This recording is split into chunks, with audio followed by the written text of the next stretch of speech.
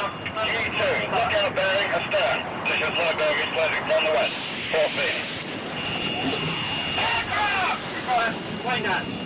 It is for us, yeah. No, better now.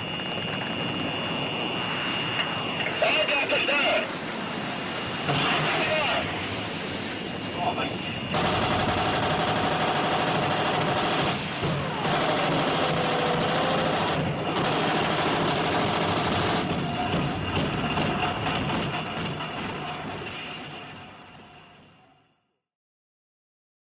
What we're going to be talking about here really quickly is the attack on HMS Arden at approximately 1750 Zulu by a flight of 3 A4s. The flight leader is Captain Phillips, and he gets 2 flights of 3 A4s that have returned without attacking at 1400 Zulu. So they're fully bombed up and just need refueling. What's happening to the Argentinian Navy A4s is that they have very crude navigation systems that don't work. They have a VLF Omega navigation system that's not working, and they can't seem to get it to work. So they're doing all their attacks using dead reckoning, compasses and stopwatches, and traditional map to ground navigation. The information has been coming back, and the tactical picture has been getting clearer and clearer for the Argentinians with all the jets they've been putting over the Falkland Sound. And it's now been determined that they want to focus on the southern radar picket, which is, of course, the Ardent. They ascertain this. They have a better picture than they had in the morning as to what's going on with the distribution of ships throughout Gratham Sound and Falkland Sound. So all the pilots, all 6 of them, kit up in their G suits, survival vests, but the Argentinians don't wear immersion suits, which, as David had alluded to earlier, if they end up going into the water, they have very few minutes of survival left, and they're just ignoring the odds and moving on with that. So they get into their A4s, and for anybody who's ever been up next to an A4 or in an A4, it is, everybody tells you how it's an airplane you put on. It is a tight fit. If you're an average size 5'10", 170-pound guy, you plop down into that cockpit, your shoulders are almost touching both canopy rails. And it's got decent vision, a pretty big sort of canopy rail, the likes of which you saw on airplanes that were designed in the 50s and early 60s. And really, all you can see is a little bit of your nose and your refueling probe out front, and the rest of the airplane is just sort of part of you. So Felipe gives a signal. All 3 of his A4s in his flight fire up and start heading towards the runway. Turns out the flight that was supposed to take off right after them is having some major mechanical problems. They're not going to take off for another 17 minutes. And as Dom had pointed out, that becomes a significant thing here in a very short period of time. So they taxi out to the runway. All 3 get on the runway. Felipe looks to his left, looks to his right, nods his head forward 3 times, which is the signal for him to go. He puts on takeoff thrust. 5 seconds later, to his right, Lieutenant Arca does 3 head bobs to signal to Marquez -3. Power comes on. Marquez counts for 5 seconds. Power comes on. They all take off within 5 seconds of each other, make a turn to the west. To the east, and continue. They're armed with 20 millimeters in 2 20 millimeter cannons in all 3 aircraft with about 150 rounds. Notoriously unreliable for the Argentinians. That comes to play in a little while. And they each have 4 Mark 82 Snake Eyes 500-pound bombs that have the retarding fins. And a Snake Eye is a very interesting weapon.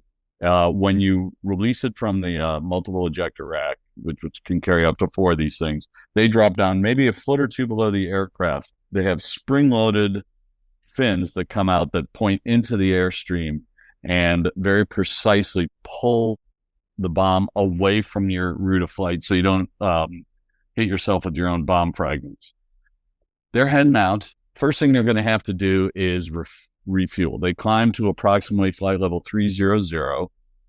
And about 160 miles to the west of the Falklands, they rendezvous with the KC-130s and each take on fuel. This is relatively challenging because they have to rendezvous in the blind, no radio communications. They're doing this using radials transmitted from shore-based ADFs and just plain old visual contact. They rendezvous with the KC-130s, one KC-130, which has been up there since 6:30 in the morning, waiting for A4s that needed refueling. They can refuel two at once. So, although I don't know this, Phillips and Arca being -1 and -2, probably refuel first. Takes about 90 to 120 seconds to get a full bag of fuel on. They need a half bag because they've burned about half their fuel getting this far. So about 90 seconds to get a full bag of fuel. It's challenging. C-130 has to refuel at about 220, 230 knots. That's not a comfortable speed to fly a tactical jet at that's taking on fuel and getting heavier, requiring trim. You're very nose high. They successfully fully refuel. Those two pull off to the side, drop back. Marquez comes in. He gets his fuel, and then they take off on a heading of about 120 degrees. They're heading for Cape Meredith is their first turn point. And at about, they're able to slowly climb to 27,000 feet. They did their refueling at about 20,000 feet because that's where the turboprop and the attack jet sort of match up best in speeds.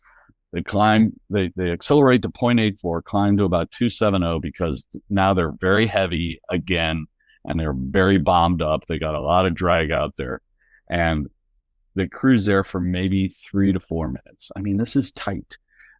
At 100 miles from the target, Felipe wiggles his rudder. It's a signal to his wingman, chops the power, descends at about 4,500 feet per minute. That's a pretty steep descent because he wants to make sure that 50 miles from the target, he's at 50 feet.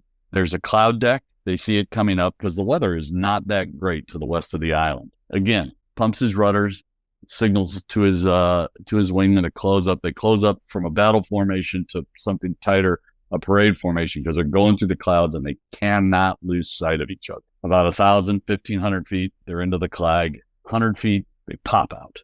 They're heading for 50 feet, and the wind is blowing. There's spray coming up, and their windshields are starting to salt over.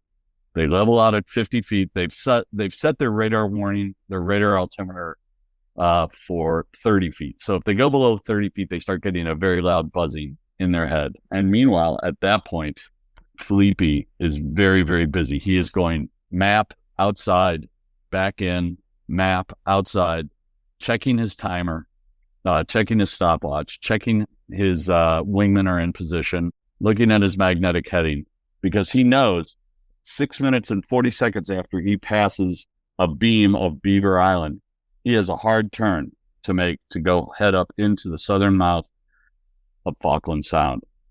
He gets to Cape Meredith, turns to a heading at 269 degrees, and that's going to take him all the way across the Sound, cross over the western coastline of East Falklands.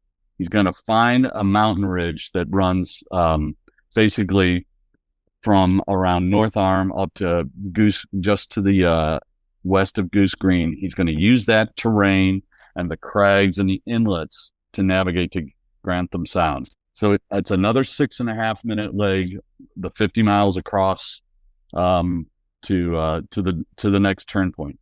That turn point, he turns to a heading of 025 degrees. Now things are happening fast. He is mapped to ground, checked the wingman. He's already given them a wiggle to green up their master arm panels, which means reach down before we get into the area, flick the final switch. Now all the triggers on your stick are hot. If you pickle you can pickle your bombs without further switchology. So now he's moving forward, 069 degrees. He hits the timer, makes that turn right around Great Island. He's heading up. He's going to Brenton Lock, which is basically the opening from where Grantham Sound goes into this little lock. It's due south of San Carlos Waters over another ridgeline. Now, he has been assigned to try and find Ardent. But if he can't find Ardent, He's going to pop over the ridgeline, go into San Carlos waters, and start wreaking havoc there.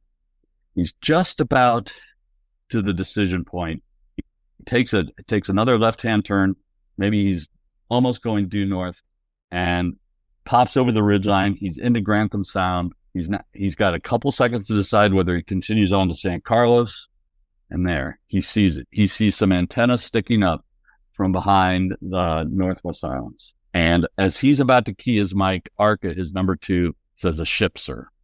They track along the western coastline.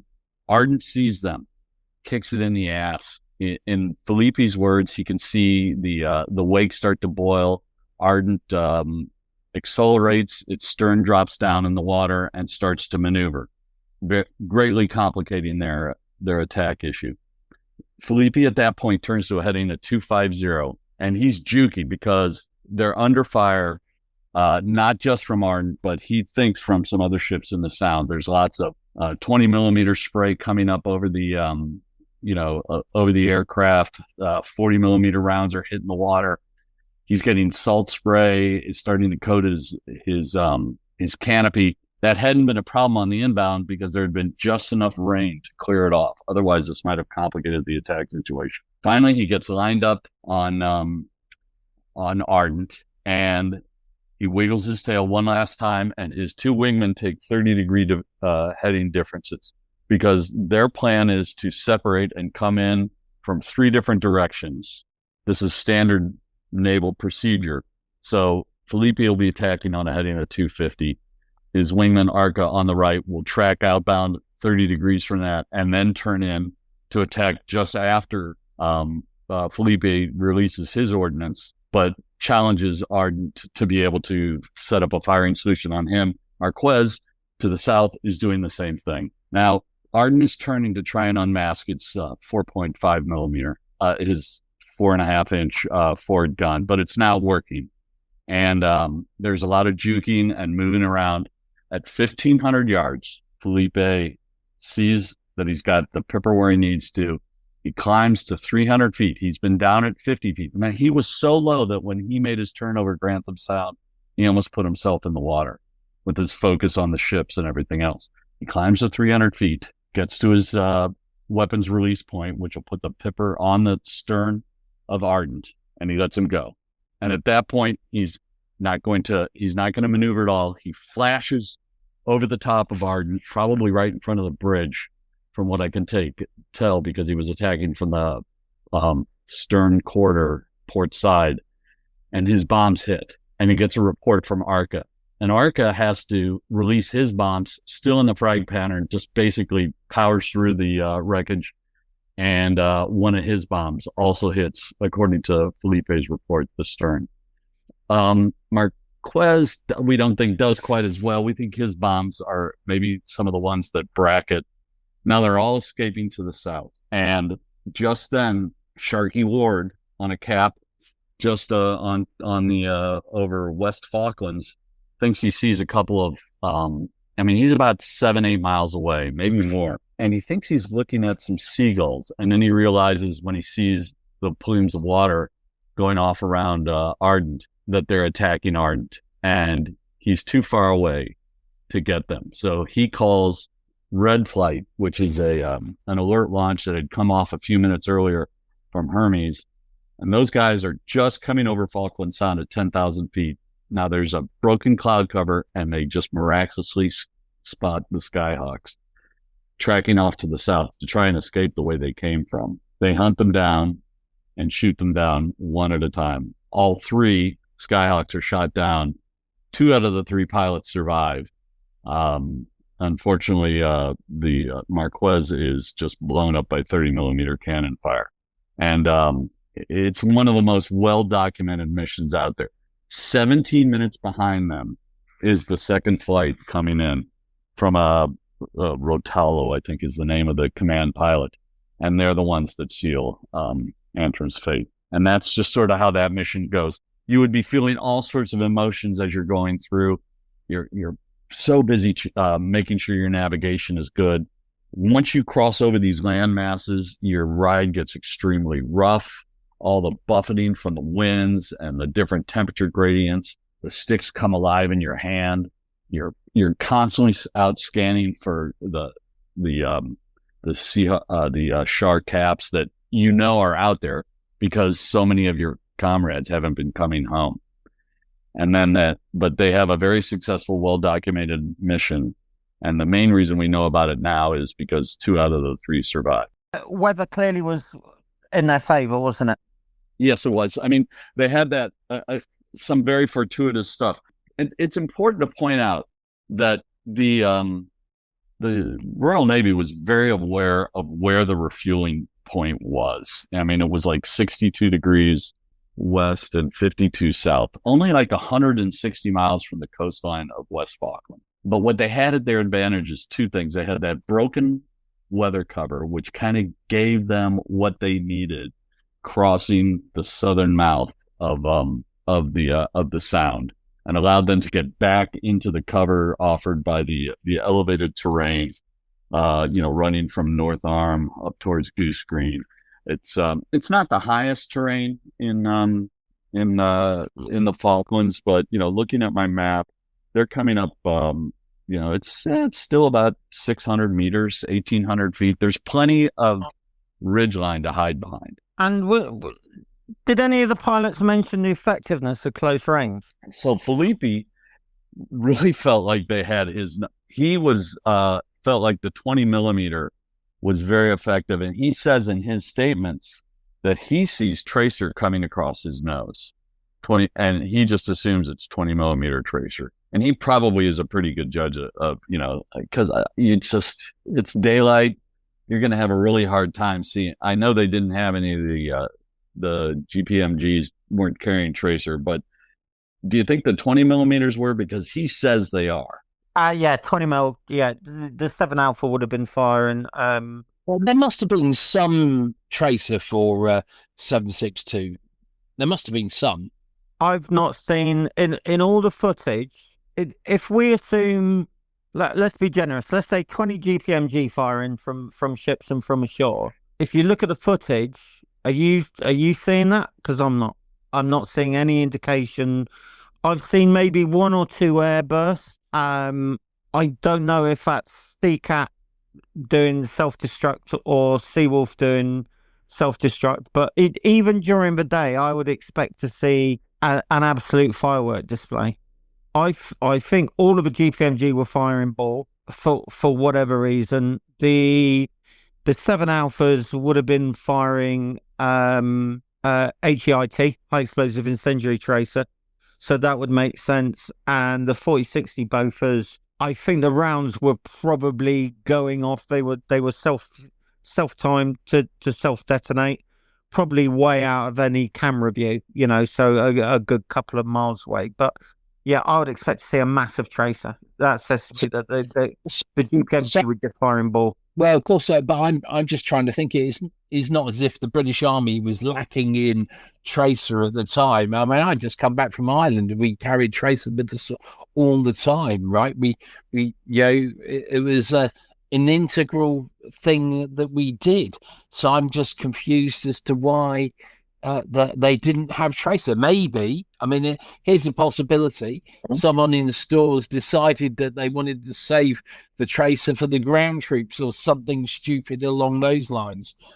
I mean, we should not discount. Never discount the possibility of that. They but he does talk about the 20 millimeter, and he definitely feels like he in his description that he just has to stay on his attack heading, and that he hopefully he's having to adjust that a little bit, but the ship's not able to fully unmask all of its air defense capabilities, especially in terms of the 20 mil. But yeah, he talks about that, and you see the pictures, and I don't know from what attack they are, but there's all sorts of different size splashes. There's stuff that's 20 millimeter. There's bigger splashes. I assume that's the 40 millimeters. And then there's smaller stuff. Hey, maybe that's the 7.62. But he doesn't talk about small tracer. He just talks really about the 20 millimeter tracer. And I mean, if he's getting shot at by 7 Alpha, the 7 Alpha on 21s was manned at Baffa Bridge. So right hand arcs, left hand arcs would have been about red and green 160, 170. So he wouldn't have been bang on this on a stern. He would have been off port starboard quarter. He was off port side. A port quarter approach. Yeah, the 20 mil was probably bumping stops to get rounds off at him. Yeah, and he felt like it was crossing left to right, but it just wasn't. It was he could see it, proverbially going over his nose. And that makes sense because post 1982, the other 21s had 2 7 Alphas put on the flight deck just above a hangar. Yeah, and so really, I mean, through luck and there was really only one weapon I think that could engage him, because he didn't settle on his attack heading until he was under 2 miles, and of course the engagement time at that point, you're talking 16 seconds to from the time he settled on his attack heading till when he literally crossed over the target. So I mean, he was probably releasing weapons within 10 seconds of leveling out, depending on, because he had it pushed up to 102% in his words, and was holding about, just a little bit north of 450 knots coming over the water, which is the proverbial 7.5 miles a minute. And he said, and he couldn't believe it. Everything was just alive with the number of ships that he was seeing hanging out in the sound. Sort of took him by surprise. And he was in arcs for CCAT. He was in perfect arcs for CCAT, but the PED operator couldn't get a round off because the switch hadn't been made in the option. Okay, well and you see, I wondered because CCAT's on the aft hangar, right? Yeah, I mean you had the GTX 10X. I think it was the Selena fire control radar. There was one forward and one aft, and they done a very good. From the sound of it, the option were very good at switching from 4.5 gun to CCAT and vice versa. But there was a dedicated tracker down aft. But I've looked, I can't see where the PED operator was, but the local aiming site must have been somewhere down aft, I think on the hangar roof, and was tracking the raid, but couldn't get rounds off because you had to physically do a switch to transfer CCAT from ops room control, probably from the what we would have called point defense coordinator, but CCAT director, and then put it into local control. Well, I have a question. So they had basically, they first got attacked from my research at 12:55 local. And then they got attacked again at 14:40 right by Rookery Point. And then the Phillippe attack was at like 15:15 local. And then, 17 minutes or less after that, Rotolo came in. So would they, I mean, that is a long time to be a general quarters under air attack. Would they have taken anything down a notch, say, after that 14:40 attack, sort of relaxed or gone down an alert level, or would they have just stayed at alert just because of the intensity of things? I think my guess is the anticipation was that once the sun went down, there would be no more raids. So I think they stayed at 1 Zulu. Okay, because I know the Brilliant got attacked like 30 minutes before that. So I just don't know. They probably did an action snacks, which is when they might have done action messing as well, which is where the way we used to do was you have loads of decks of playing cards. Everyone's issued a playing card, and then the galley would quickly fire up, knock up a stew, and then it would be hearts to lunch. So everyone who's got a card with hearts on it, you literally leg it to the Junior 8's dining hall, grab a bowl of stew, throw it down your neck. You've got 2 or 3 minutes, and then back in the ops room. Aces to lunch, that kind of thing. You can also do action messing. So the NAFI man, the canteen assistant, will open up the canteen, and then everyone will get a chocolate bar and a can of drink, or a carton of drink, something like that. So I think she was still at action stations. Okay. The BOI isn't really clear. There's still some redacted stuff in there, but the way I read it is, you had two control positions for CCAT. You had CCAT controller, or what on a Type 42 destroyer, it would be CDART director, and then he could put the weapon system into local control, pedestal. I think that's what it means. Pedestal control. Therefore, there was some kind of aiming sight. If there was one, there were probably two, port and starboard. But whoever was on PED reading the report, because the raid developed very close in, there wasn't time for the GTX-10 to do a radar engagement.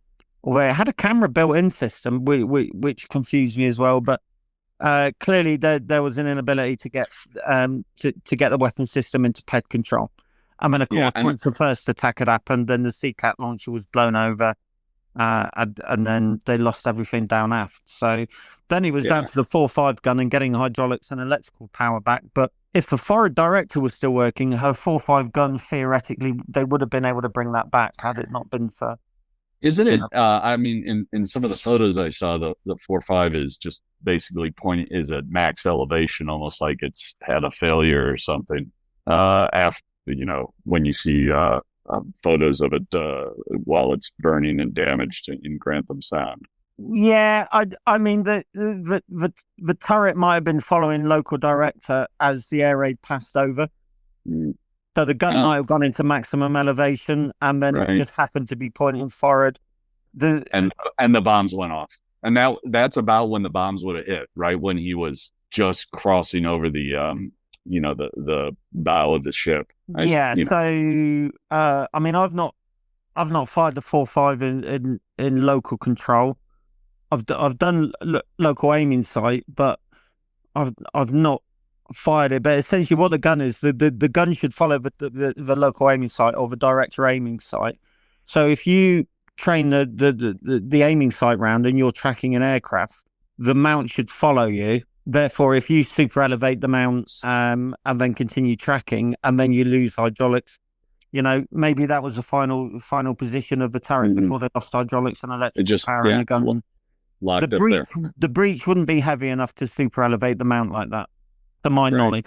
I've not been 4.5 gun section, so I've only been magazine crew, so loading crew. So if you're listening and you're a 4.5 gun maintainer, gunbuster, someone like that, please tell me otherwise. But as far as I know, losing hydraulics and or electrical wouldn't cause the 4.5 gun to super elevate. The same as if you look at pictures of HMS Coventry, her 4.5 gun, once she starts listing over, is traversed over, but the gun was bumping stops at low elevation when they lost power. The gun didn't super elevate. Right. Well, I mean, as you said, I mean, from the time he popped into the Sound to the time he crossed over the bow of the ship was at most 2 minutes and probably closer to 90 seconds. I mean, it happened fast. And you think about what the ship's got to do. It's got to deal with 3 targets that are separating out onto different attack headings to come in for at different times on target. It's chaos, and they were very professional. And Felipe got shot down by a AIM-9 Lima. Then Marquez was shot down by a 30 millimeter, and then Arca was hit multiple times by 30 millimeter, but was able to fly to Stanley and eject. And Tim's gonna take us through Sharky.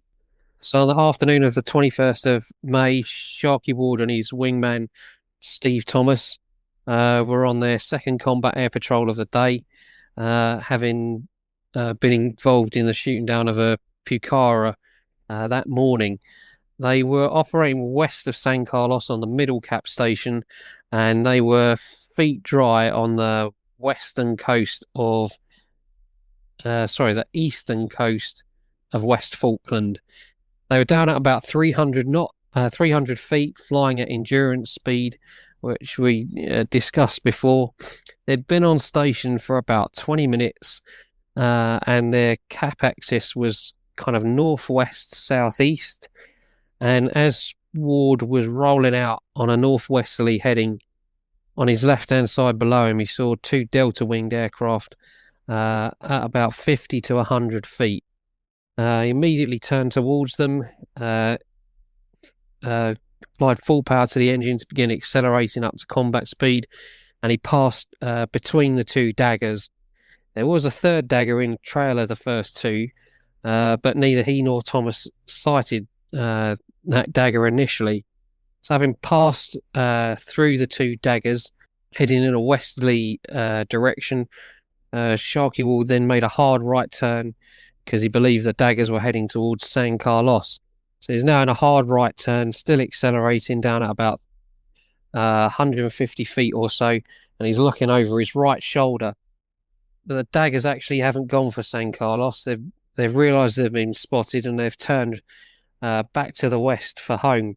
And as he's looking over his right shoulder, he can see his wingman, Steve Thomas' first missile streaking towards the trailing now of the two daggers, and he sees it go right up the dagger's jet pipe and explode the aircraft in two.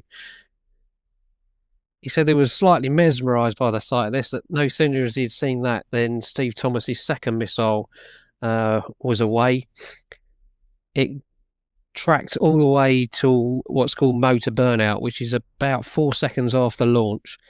And just as it got to motor burnout, the dagger pulled up into a patch of cloud, but there was a bright flash. And although initially that was claimed as a probable, that aircraft was later confirmed as not returning home, and so that was a kill.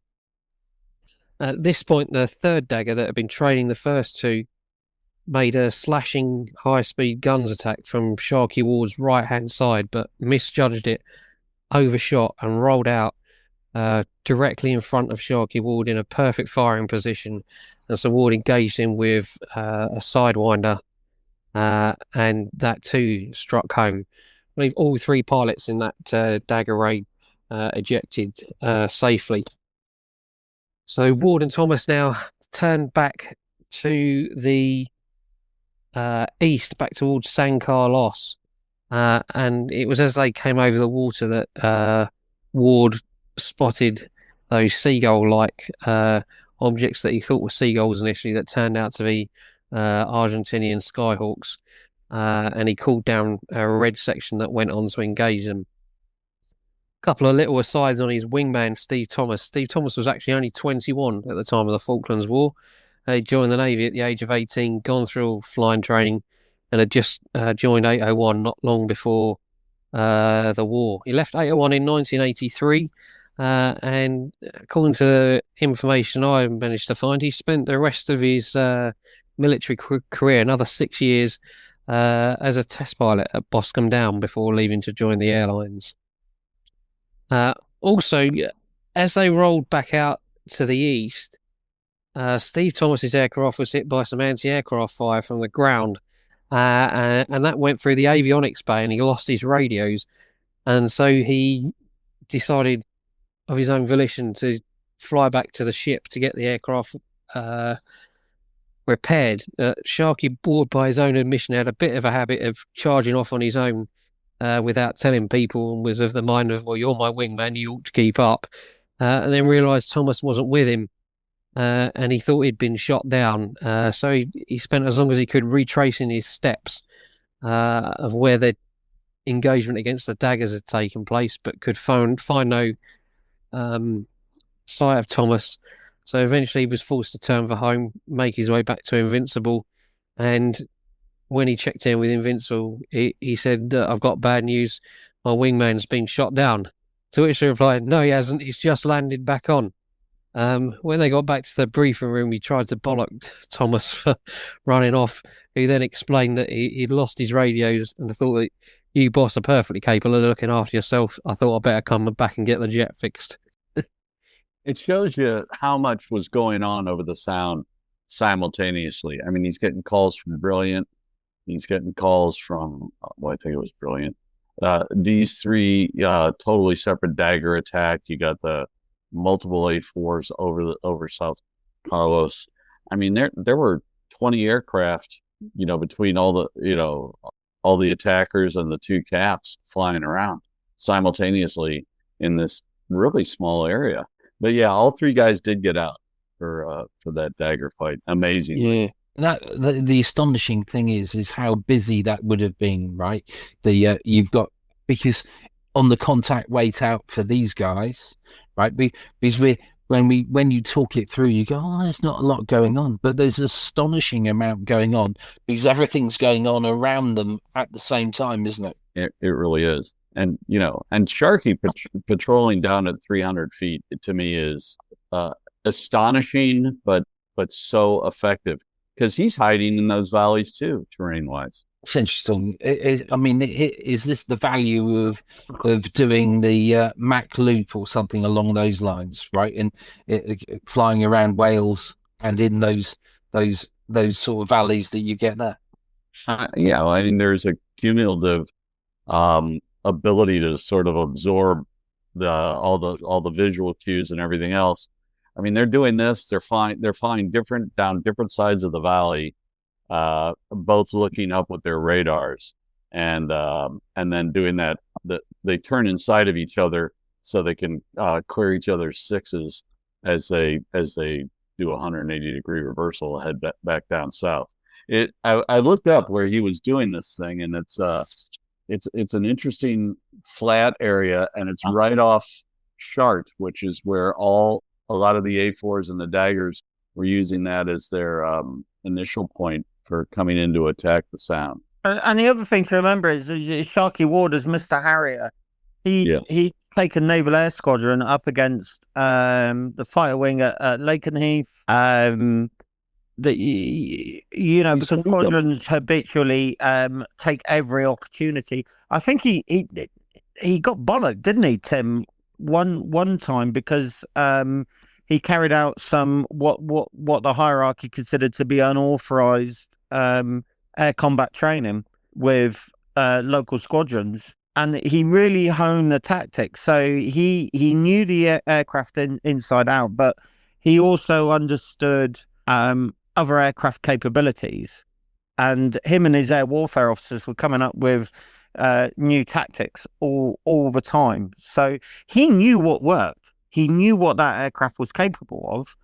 And he was, luckily for us, he was brazen enough to say, well, fuck it. Do you know what? I'm just going to go and do this anyway. And then see how it paid off. And, a measure of the guy's, some would say arrogance, but a measure of the guy's happiness to go against the system is marked by the fact that in any other Navy, Tim, you'd have expected him to end up certainly running a carrier, wouldn't you? Exactly. Yeah. And he finished as commander. Yeah. Because he was so unable to keep his mouth shut, and that's a quality I absolutely admire, because I had the same in my military career. He was just incapable of just staying stum. Just so happened he was a fantastic fast jet jockey.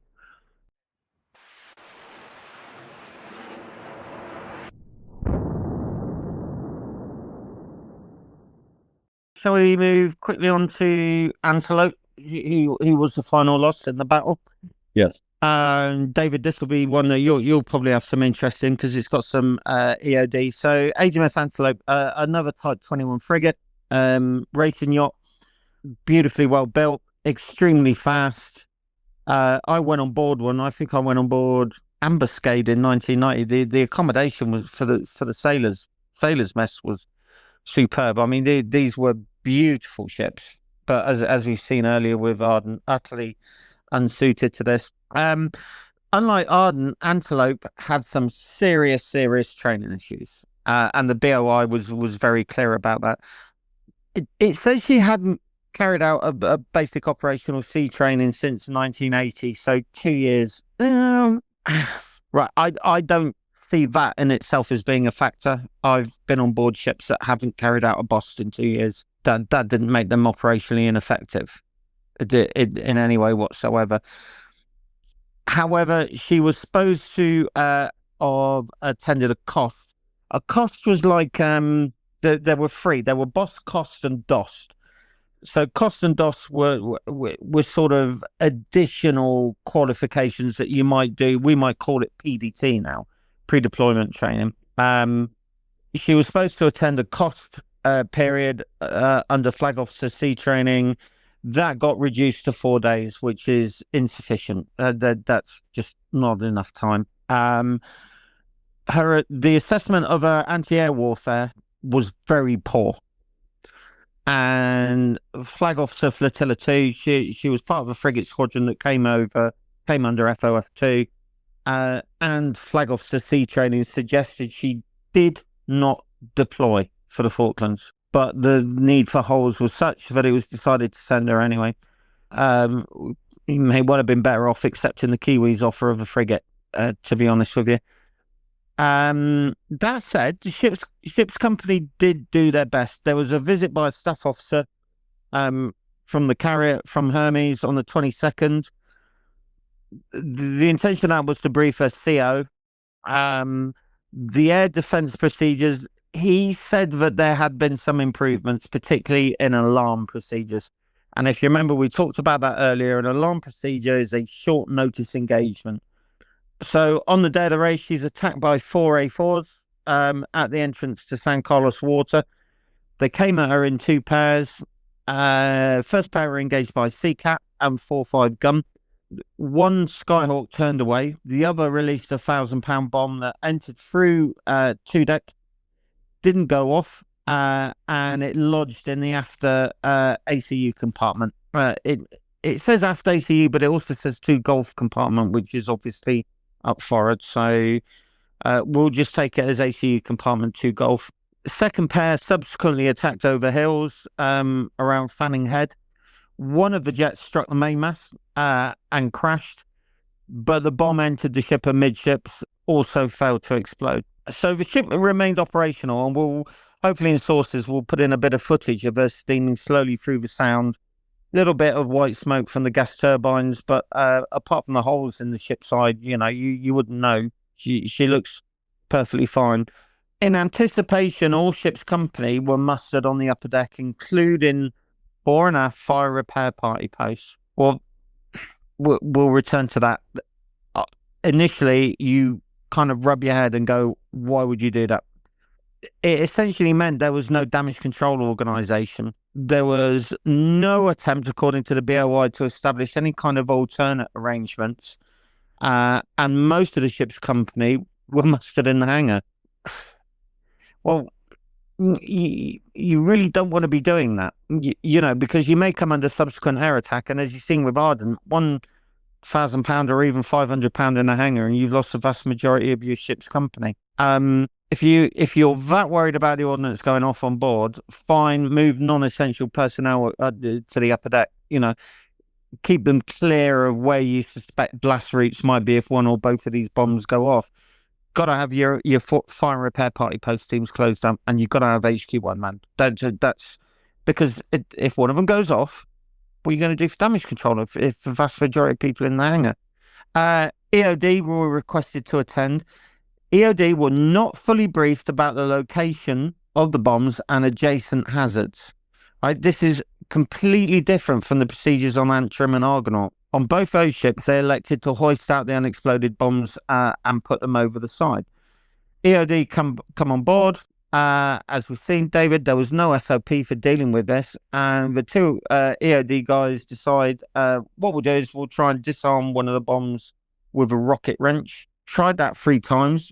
That failed. Then they tried to use a de-armor, and then having activated the de-armor, instead of waiting what was the accepted time, they decided to move forward and inspect the bomb. Blast killed the primary EOD operator at about 2120, severely injured the other guy. 35-foot hole blown in the ship's side from the boot topping, so from the waterline up to O1 deck. Both main machinery rooms were damaged, and 5 adjacent compartments to the seat of the explosion. The BOI is very clear. Initially, a lot of confusion, no central organisation. Well, if you evacuate your FRPPs and HQ1, there isn't going to be any organisation. There's no one there to do it, right? There was no one there to do it. The ship's company appeared confused until individual senior rates and officers started taking charge. This isn't great. You know, the right from the get-go, the reading of this is not fantastic. An attempt to fight the fire that took hold in minutes was made from aft. However, no one moved forward to re-establish the forward fire repair party post. Fire main failed, but there was power still to the ship, and the portable firefighting pumps, which I assume they mean rovers and weeders, were not used at all. Smoke and a complete lack of breathing apparatus equipment hindered first aid firefighting. That's a common theme throughout the Falklands, the lack of breathing apparatus. The fire effectively split the ship into two halves within minutes. There were continuous temperatures taken in the aft magazine. I assume they mean the CCAT magazine and the air weapons magazine. And the decision was made once he's got too high that she should be abandoned. About 20 minutes after the last man off, her CCAT magazine exploded. That's a very famous footage. I'm looking at the picture now. It's extraordinary, isn't it? The blast is pretty incredible. Yeah, so that's her CCAT mag going off.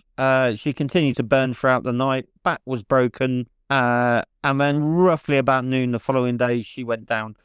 I mean, the lessons there, you know, this isn't exhaustive, but the command organisation on board was assessed as unready. HMS Antelope was not ready to deploy. The CCAT aimers were not properly trained. She received little formal briefing, and in the opinion of the BOI, she was not ready for the role that she was tasked to. Because they evacuated the lower deck, there was no damage control organisation. The fire main forward and the midships wasn't pressurised fully. That defies belief. And aft parts of the fire main failed in minutes. Poor alarm procedures for CCAT and 4-5. There was only 4 sets of breathing apparatus moved to the flight deck. So what you would do is, if you, in extremis, if you've got to evacuate aft fire repair party post for whatever reason, in the 1990s, there's essentially firefighting breathing apparatus every compartment or every other compartment, and you would establish what you call a BA dump. So I was going to say, so they left theirs down in the ship as opposed to bringing it all upstairs. Yeah. So if you dig into what that means, so the fire repair party post, there's going to be an officer in charge, or at least a senior chief mechanician. And the order comes, right, we're going to evacuate everyone up to the upper deck. Now, common sense dictates, fellas, open the DC lockers, everyone grab something, grab your fin, or grab white piece connectors, you, grab as many BA as you can, and then everyone up to the flight deck. That's just common sense. That is what any sensible person would do. That was not done. So that says whoever was in charge of the fore and aft FRPPs wasn't thinking on their feet. Right? That's and people take issue with that. Fine. Explain to me otherwise. It's common sense. If there's a danger of you losing your FRPP and those big red steel fire lockers, fucking empty them. Grab as much kit as you can. Move it up to the flight deck. Establish a BA dump up there. Get all your spare BA up there. All the firefighters, and just assume what's the worst that can happen. Worst case scenario, you'll have to move it all back down. I mean, scenarios, you lose the FRPP and you run it from the flight deck. To me, the way you describe everyone on the flight deck is that everyone thought they were going to be getting off the ship quickly, right? That's why they're at the top. As opposed to, for me, it says panic. Yeah, okay. They say you said it in a different way. Yes, exactly. Yeah. There were various other problems. Her 20 mil, 7 alphas, various stoppages were encountered with 20 mil and GPMG. Now, again, that's something that you or an official history will gloss over. David, if you're getting repeated stoppages on the GPMG, what does that tell you? There's either something wrong with the weapon or with the ammo you've got. Yeah, and that means if it's multiple weapons, it's the ammo, right? Yeah, and that means that the weapon system is not ready for use. Exactly. Therefore, the weapon might not have been cleaned or maintained properly, or the ammunition wasn't belted correctly, or whoever was fitting the drum type magazine on the 7 Alpha didn't do it properly. But, the 7 Alpha was a fairly reliable gun. I fired it. I maybe had 1 or 2 stoppages on a day's shoot with it. If they were encountering repeated problems with close range weapon systems, it says to me there was a maintenance problem on those weapon systems. It took 30 minutes to locate one of the bombs. What? That's the purpose of doing a blanket search. It probably took 30 minutes because they thought there was a bomb somewhere in the ship, but they decided to evacuate fore and aft fire repair party posts. Who does the blanket before search? it, right? Yeah, who does the blanket searching for damage? Fore and aft fire repair party posts. If you evacuate them, there's no one to do fucking blanket searches. So you see how doing one thing because you want to preserve your ship's company, which is laudable. But here's the thing: being on board a warship, you're expendable. It's not about you surviving. It's about fore and aft FRPPs locating the device, establishing the extent of the damage, doing your adjacent compartment checks to see if there's any further damage, and then providing that information to the command, and the command going, right, here's what we're going to do next. It worked with Antrim, it worked with Argonaut, yet here we see a frigate that struggled to find a 1,000-pounder in the ship's side. Other issues, the auto floods and sprays for the magazines were not used. The rover pump, which is your emergency gas turbine fire pump, was inaccessible. GSA-4, which is the radar gun direction system for CCAT and the 4.5, was rarely trained upon. And in the upstream, there was no confidence in radar 992, their main air search radar, in its moving target indicator. And there were indications that 4.5 ammunition, 4.5-inch gun ammunition was improperly stowed. I mean, the list goes on and on and on and on here, and it's like desperate. a failure of leadership, really, doesn't it? Yeah. To be brutally honest, I don't think there's any excuse for any of this. You can say, well, we don't do BOSS, and therefore we don't get the opportunity to work up. Well, you do local training. You can say, well, the alarm procedures, things like that. There was no opportunity to train on it because the aircraft weren't available. Okay, yeah, I buy that, absolutely. But training, damage control training, you can do internally. You don't need flag officer C training to do that. What you need is switched on command, training the people, and then closing the ship up to action stations saying, right, what if this? What if that? What if this?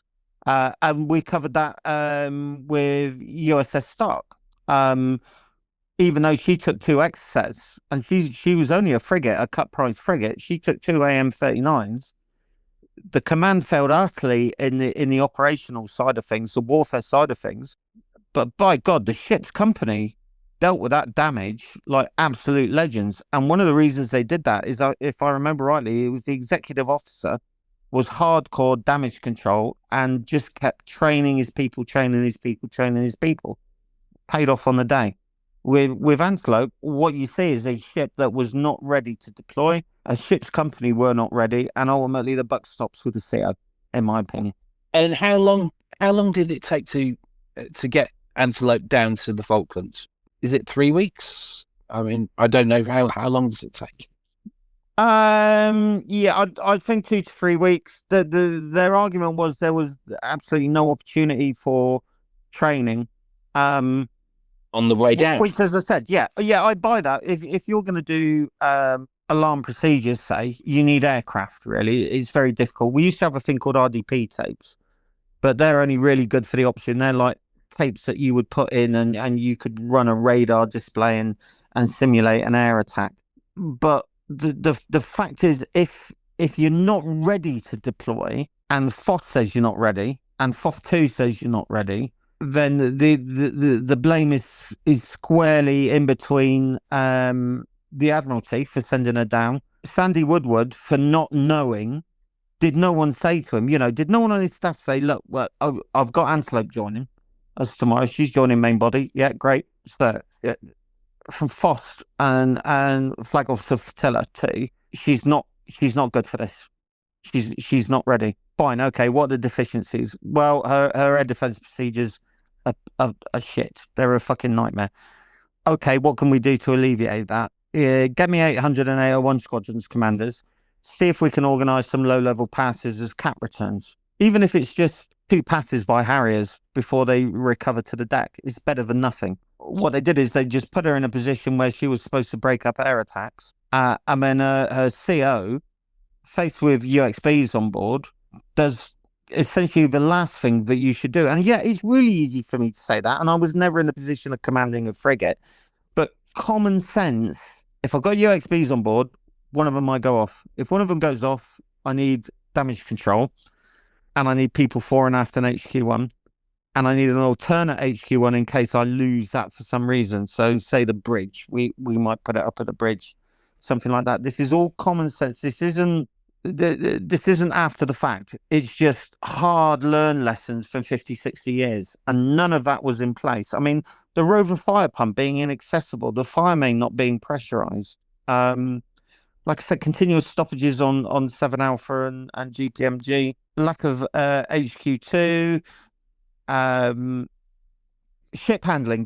Because gas turbines can bang out a lot of white smoke, it looks like as she started maneuvering hard, the funnel smoke obscured target acquisition. Well, sorry, but off to the watches get paid a lot of money, and one of the things that they should know is the environmentals and the effect of funnel exhaust may be blocking your pedestal-mounted CCAT director position or port starboard battery, something like that. You know, not a great day for the RN, unfortunately.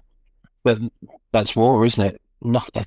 Nothing goes to plan. It's one of those things, isn't it? Ideally, you'd want all your troops to be 100% ready, all trained. But as we know, right, from the wars for centuries, that's not really what happens, right? You get a mismatch of people who are superbly ready, and then you get people who just aren't. Yeah, and we'll lose another ship probably in the future to the same kind of thing. That's, you know, I mean, I railed about this in the Through the Gun site.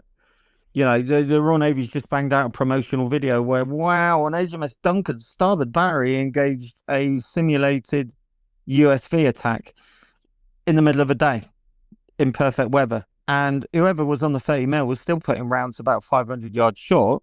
Well, if that's your training, if that's still your standard of training, I would refer you to Ivan What's-it, the Tarantul class corvette, that, you know, we did a talk through on the attack on that. 6 or 7 USVs attacked port and starboard side at night. And she was maneuvering hard. She had 2 close-in weapon systems. Neither of them were effective.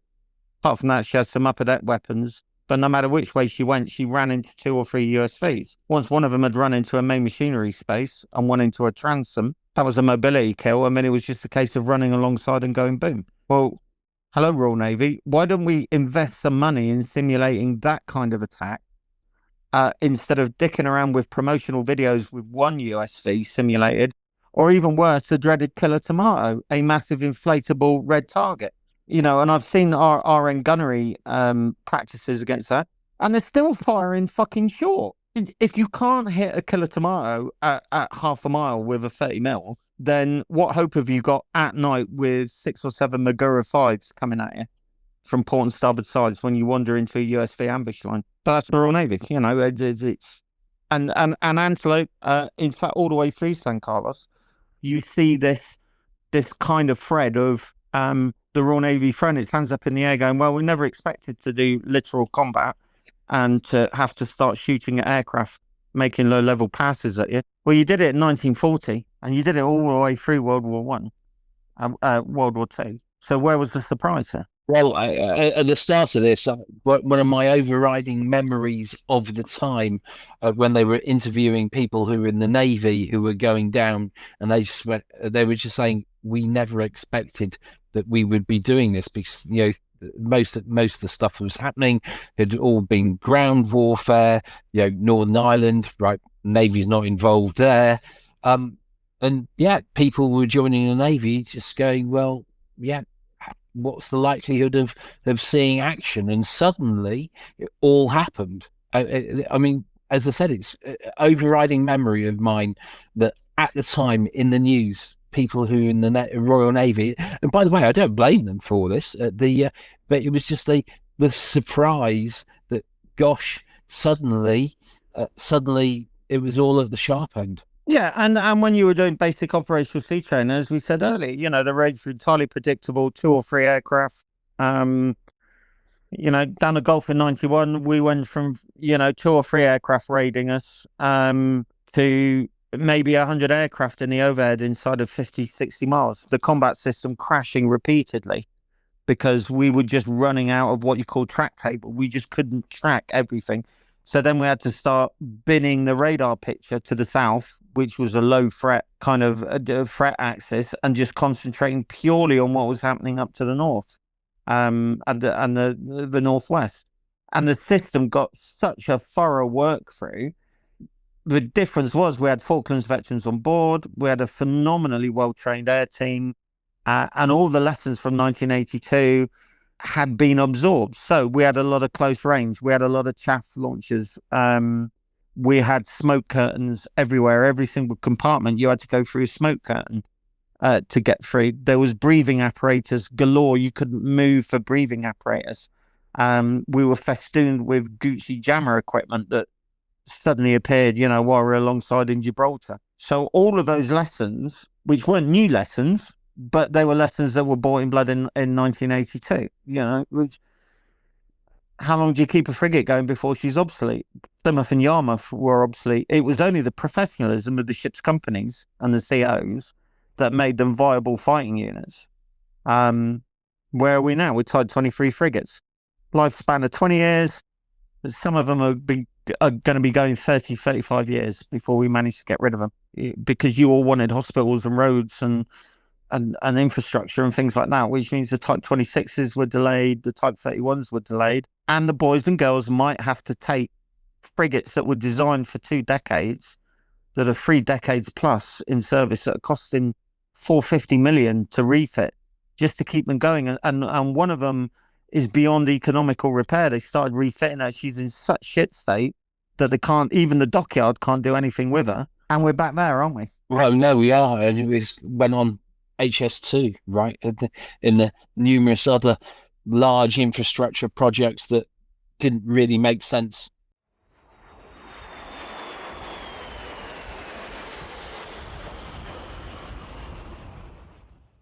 Right, so we quickly go to lessons learned. Yeah, let me just, I actually have some notes. So, lessons learned, I'll start with the Argentinians.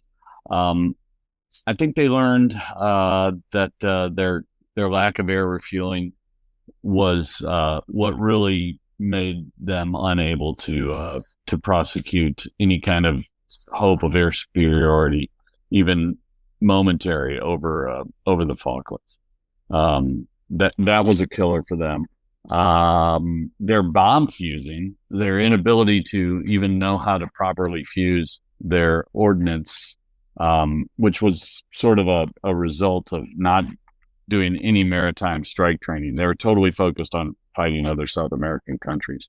I think that not using mines in Falkland Sound was a huge mistake on their part, and something they could have easily have done, or at least made the Royal Navy think they had done.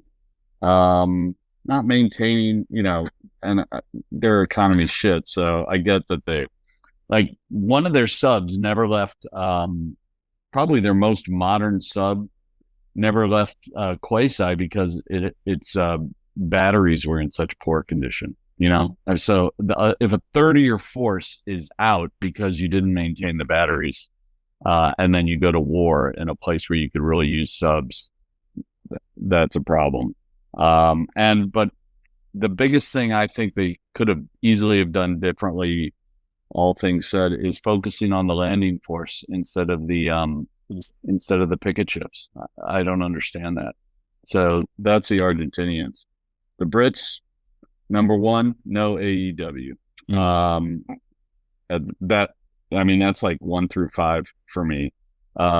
Being overly focused on their NATO and Persian Gulf missions, not listening to their SMEs. I've always wondered why they never developed buddy refueling for the Shars.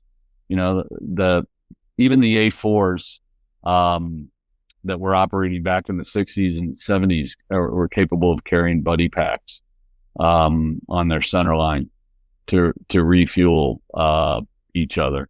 But that was never looked at, and it's a fairly cheap capability. No plan for offensive ops against the airfields.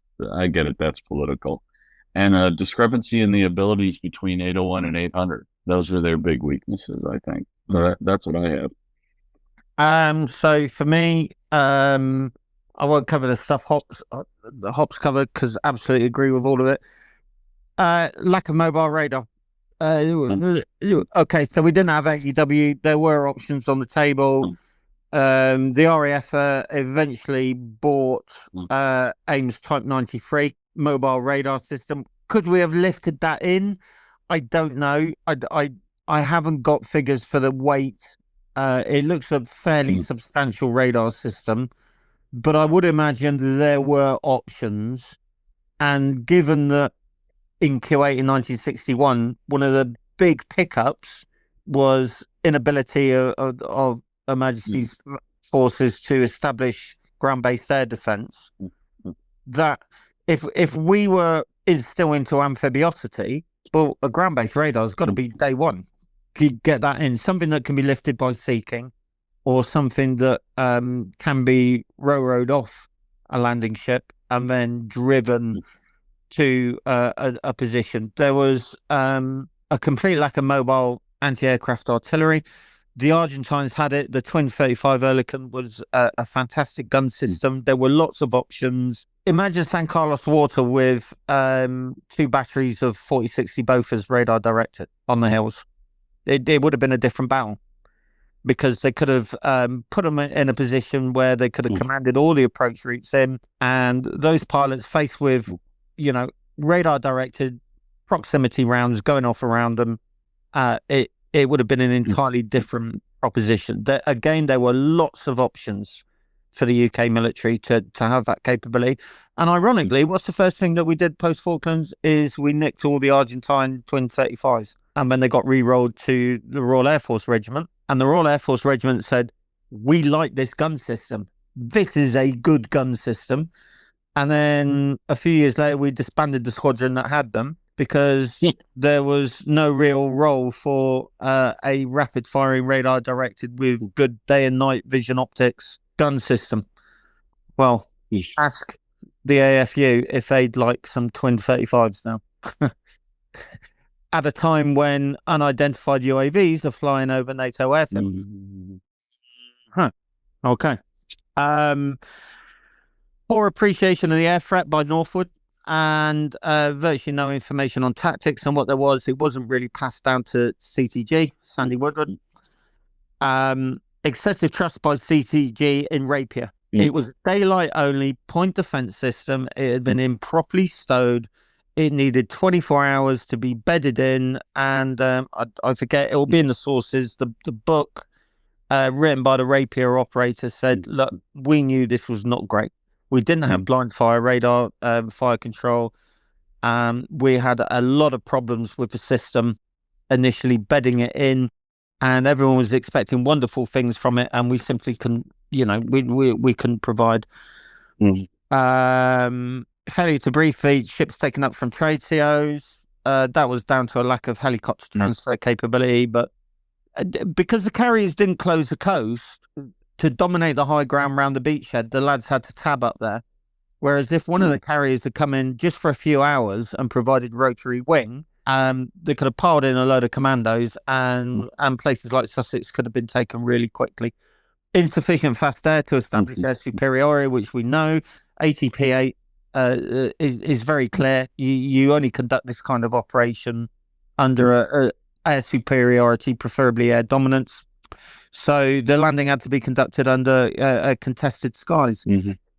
Zero cooperation between Army, Navy in large sea lift operations like this. So it was all done back of a fag packet.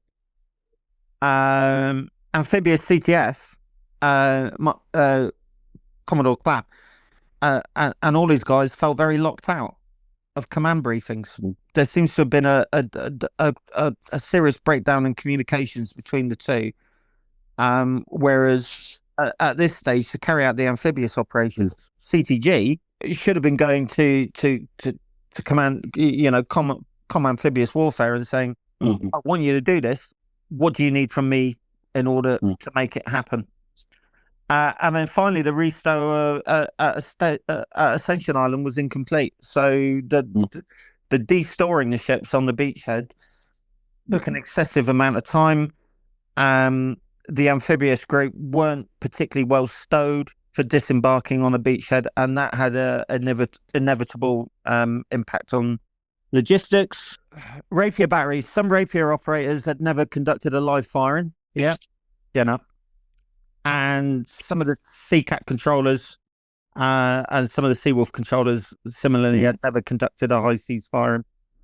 Covering concealment for land units. I think that was actually all right. Passive air defense. I think the Commando and Power Edge probably did as good a job as they could do.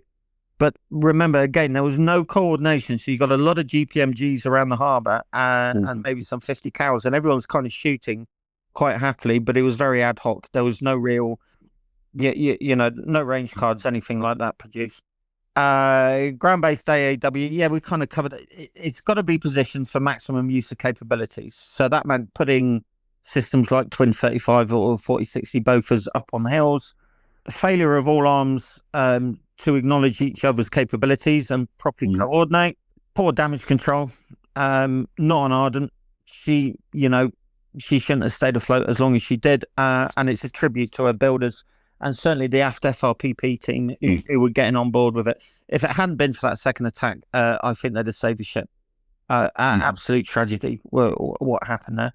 And if you're going to be close into land and you're going to do air defense, if you're going to get in that business as a tier 1 Navy, you have to know your things like alarm procedures. Alarm procedures at Stavanger, after we came out of Stavanger and we did Operation Teamwork, exercise Teamwork in 1992, the alarm procedures were extremely tight, and that was on the back of experience down the Falklands.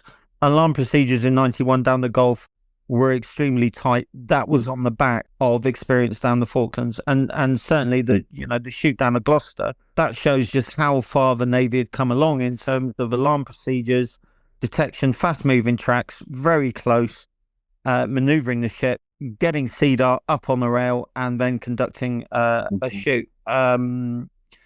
The flip side of that is you can argue that Coventry actually she did really well, and the fact that during that final attack she got a CDAR off in local control was remarked upon on the BOI as being outstanding.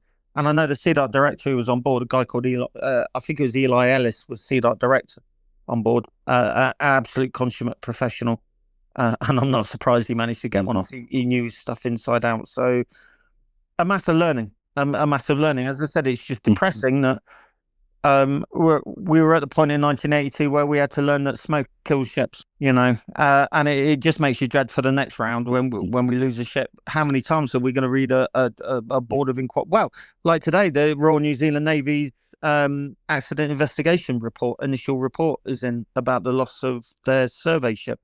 Ships operate normally. Ship doesn't answer to helm and throttles. Right now, if I'm on the wheel, if I'm quartermaster, first thing I do, check she's in auto.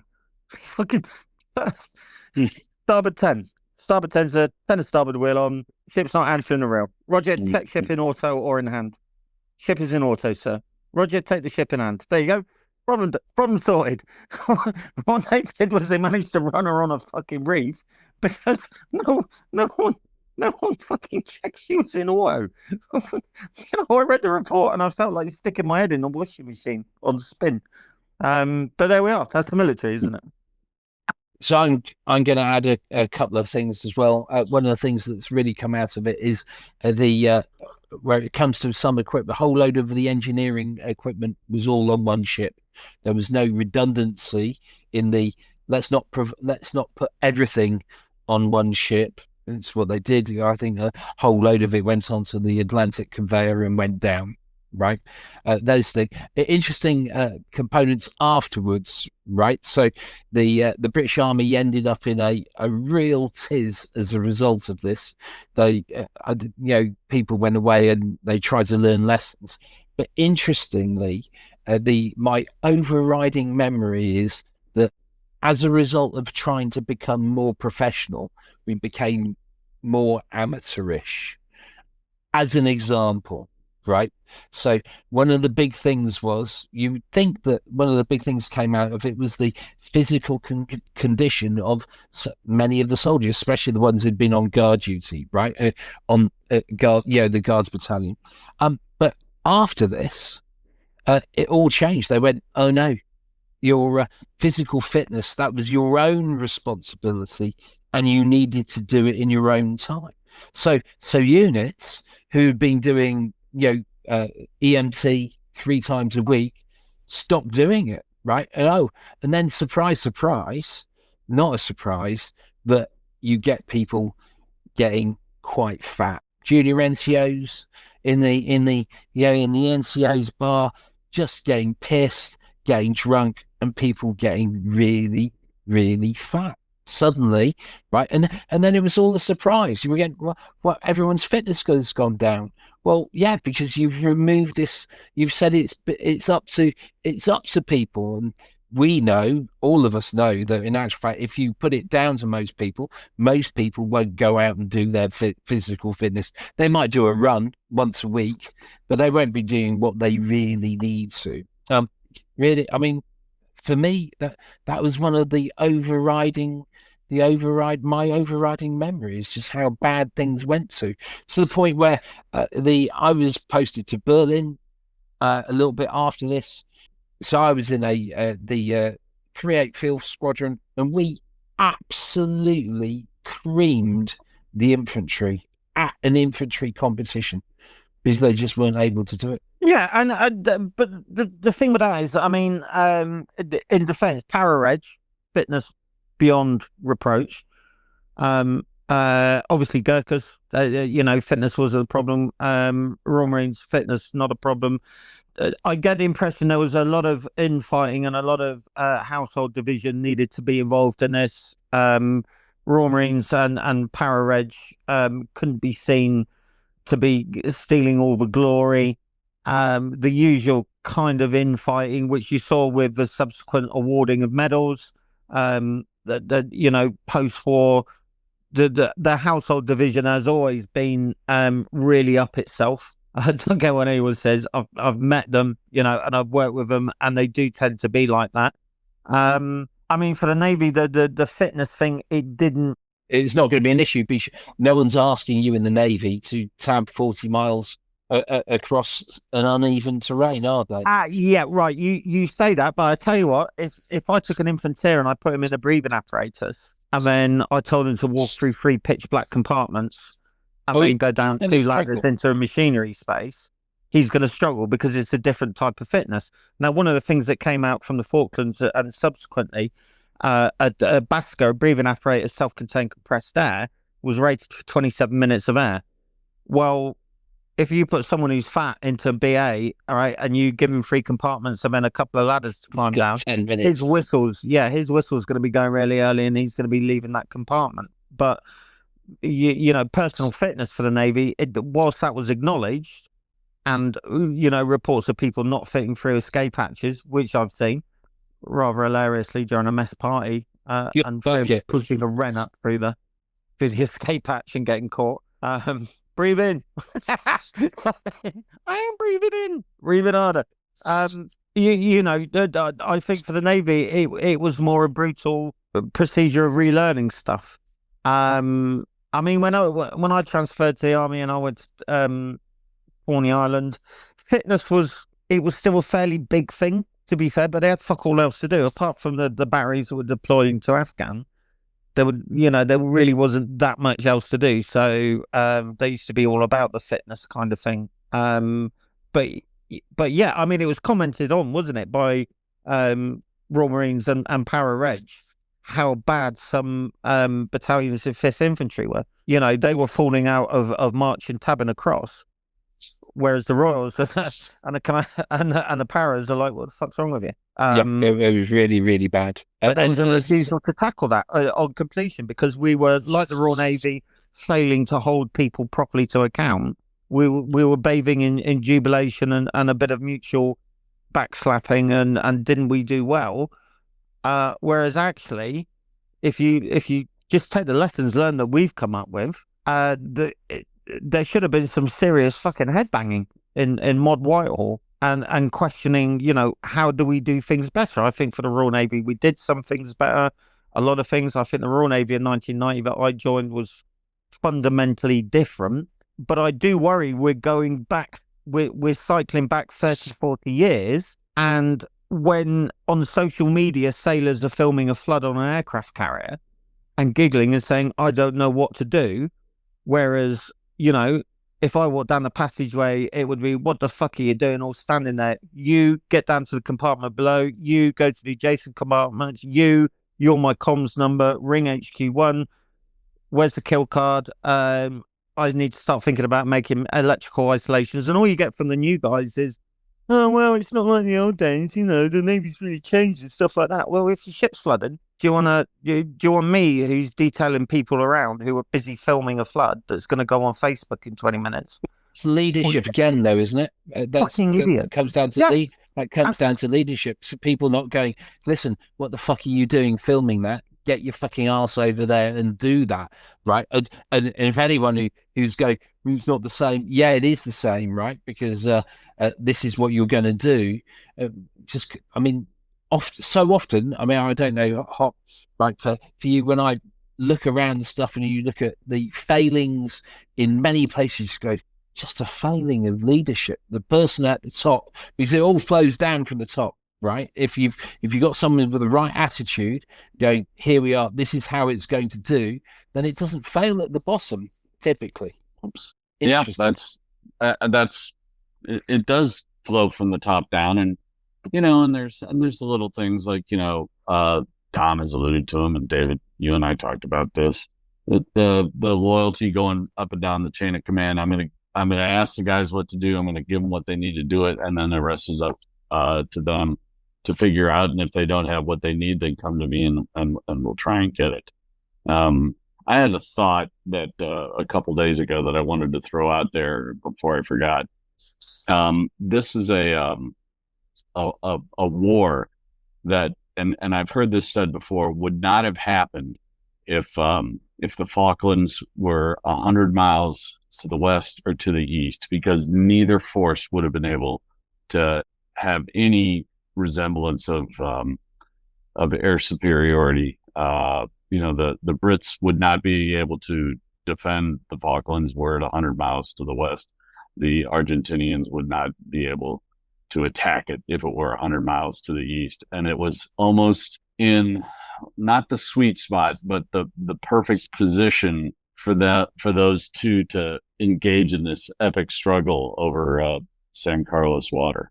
And that's just a final thought for the listeners.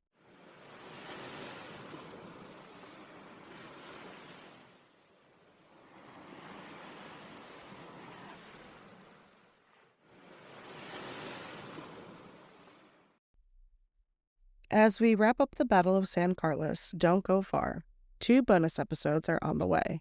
First, join some familiar voices and a new contributor as they unpack how the Argentines prepared and executed the first attacks on San Carlos waters.